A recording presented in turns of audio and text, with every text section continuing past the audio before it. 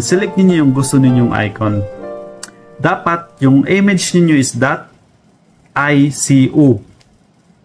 Ayun. So, ito na yung default icon na makikita dun sa application. Pero, kailan mo na ninyo i-build yung application ninyo din. Open file path, as you can see, Beulah.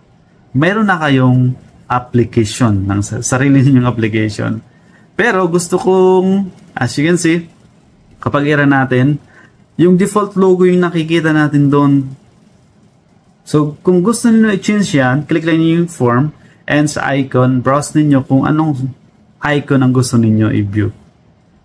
As you can see, ito na. Na-reflect na yung icon natin na gusto natin. Okay? Yun lang kadali mag-create ng portable application. By the way, this Visual Studio application, very useful ito. Mayroon siyang free community version. Download lang niyo yan sa search lang niyo sa Google. So, browse lang niyo yung file path, copy-paste ninyo kung saan man gusto niyo ilagay. And, yun, magra-run na siya. Okay? So, napakadali lang. So, paste